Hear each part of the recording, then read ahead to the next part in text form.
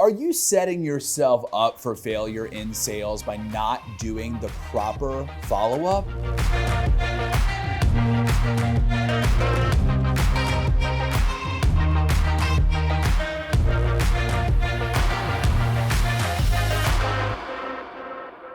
I cannot stress this enough. The money is in the follow-up, okay? Some of the biggest clients that I have in business today are clients that I never would have gained without proper follow-up. As a matter of fact, the biggest client in one of my businesses, I followed up with him over 20 times to close. He has been with me for years, and this is the biggest difference between the top sales reps and the average sales reps. Now, let's clear something up here, okay?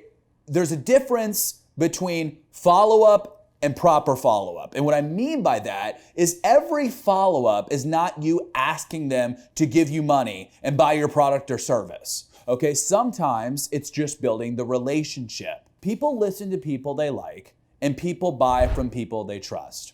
So with this particular client that I'm talking about, it took me over 20 touches to close him.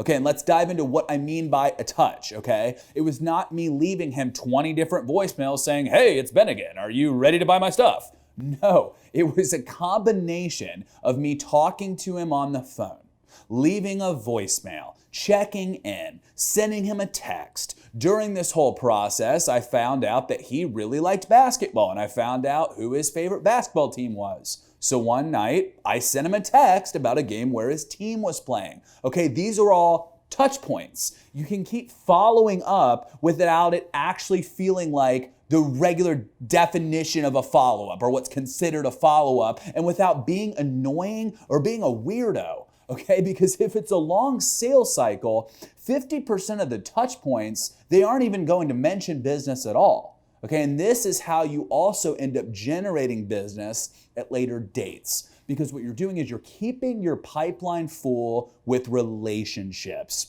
So when the time comes that this person is in the market for your product or service, and you've stayed in touch with them, and it's gotten to the point where they consider you familiar, who do you think the first person that they are going to think about is when they are ready to make that purchase? You.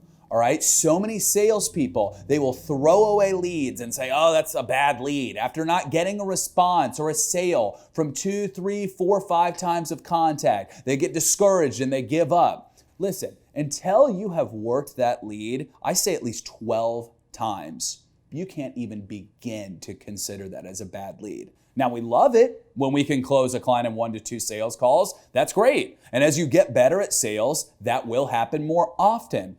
But if you want to be in sales long term and you want to make a ton of money, the only way you will win is if you are an expert at following up. And as you are in this industry for longer and longer, you will become very creative at your follow-ups to the point where it just doesn't even feel like a follow-up at all. Okay, do you have any social proof you can send a person that's in the sales process? All right, if prospective clients, if they're not going to open their emails, then send them a text message. Send a screenshot of your social proof and start future pacing them. Okay, say things like send them the text and say, wow, this person got this kind of results in just 4 days after working with us. Imagine how that would impact your business. Okay, if you don't have any social proof, then leverage the results of your company. Okay, you have to think outside of the box. Get creative and don't be afraid to follow up with multiple touch points, and you will close more deals and you will make way more money.